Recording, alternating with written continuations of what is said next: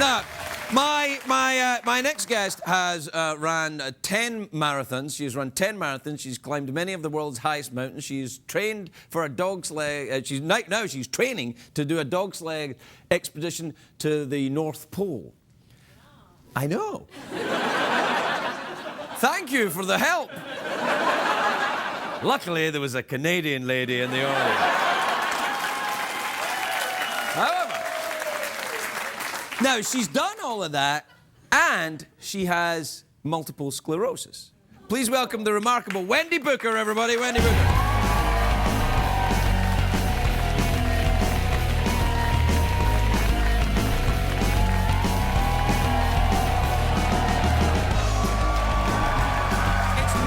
Going to the North Pole. You'll be fine. He's telling me that. Nah, it's fine. Welcome, Wendy. Welcome. It's lovely to see you. And I threw these. Yeah, but you said you were nervous about talking to me, so. You threw away the notes. No, but I throw them away anyway. It's really all right. You mustn't be nervous. This is much easier than taking a dog sled to the North Pole. All right. I think. I've never taken a dog sled. Neither have I. Now, why do you do all of these things? Is it because, when you got diagnosed with MS, was that your reaction to it? My bucket list became very long. Really? Is that what it was? Yes, it was a reaction to it. And do you suffer from symptoms now? What are the... Slightly, yes, Right. I do. I'm numb on my left side, from my toes to my rib cage. But I push beyond it. I take an injection every day to help me maintain my lifestyle and go on living and keep raising the bar. Now, does that is that what doctors recommend if someone is if someone gets a diagnosis of MS? It's a psychological thing is very important as well. No, no, it's not. Yes and no. The mind plays a big part in how you do, I think. Right. No, the big recommendation is to get on a therapy right away. Right. And so I've used that as my mission to go around and educate people with MS, motivate, educate, and challenge them. Right. And tell them to get on a therapy and go on living their life. And that's where the mental piece comes in. Yeah, but I mean, with the greatest respect, it's a little bit extreme to say I'm going to climb all the high mountains and take a dog sled to the North Pole. I mean, you know, that's a lot to do. even without MS, that's, you know, it's pushing the envelope a bit. You know, it's become kind of like a drug. Every time I do another mountain or do something exciting, I want to think, oh, what can I do next? Really? How can I top it? Yeah.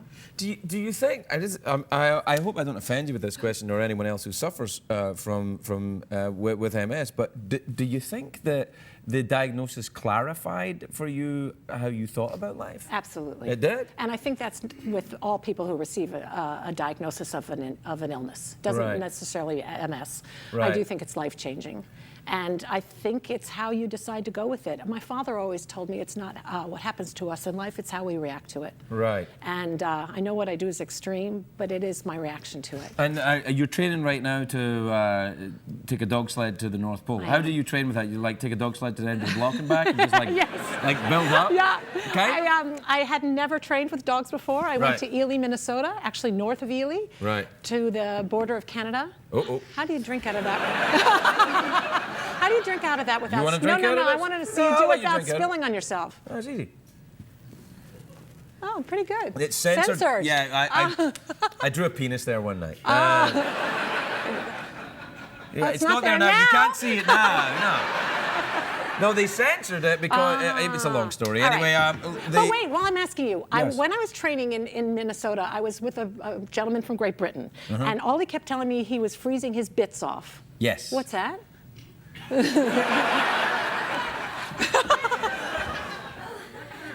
These.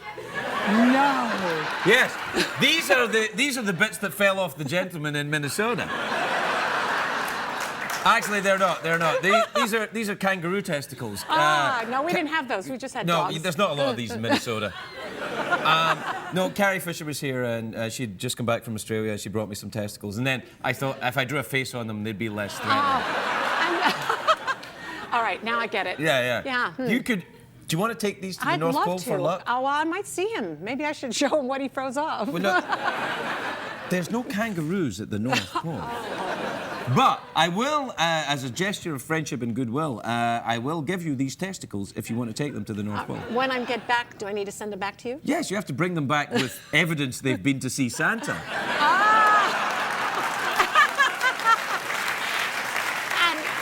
how do I do that? Well, just tie a ribbon on them or something. Now, Do you want to take them? Absolutely. Do you believe in good luck? Absolutely. Here. You need all the luck you can get. Well, there they are. I'll give you my kangaroo balls. Take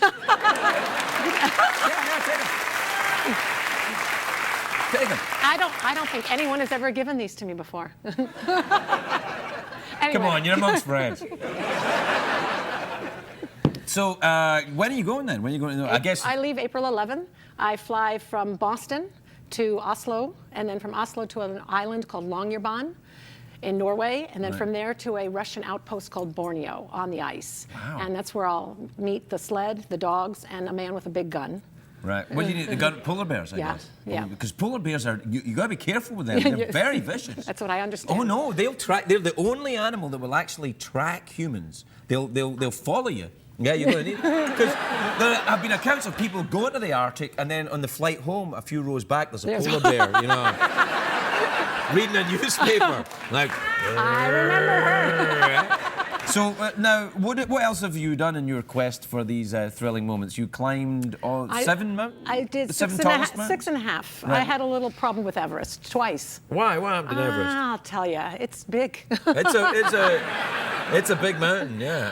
I got to the Lhotse face about 23,000 feet, and this past spring, last May, and I had trouble with 20,000? 23,000. 23,000? Yeah, I still had 6 to go. So Were you using oxygen? No, just starting. It was right where you start to go on oxygen, yes, but I hadn't started to climb with it. You know when you fly an airplane above 12,500 feet, you have to use oxygen. It's recommended that you use oxygen. But so, I mean, and I think it's 16 and a half, you got to use it. And you were at 23 and you're only starting to use it? Base Camp Everest is like 17,500. And we don't use oxygen there. Well, you're going to be falling asleep. Don't you feel ill when you feel ill? Yeah. Yeah, it's very hypoxic. Right. Definitely. It takes a while to get used to it. So I get like that on a tall shoes. I go to Denver, I'm out for a week. Yeah.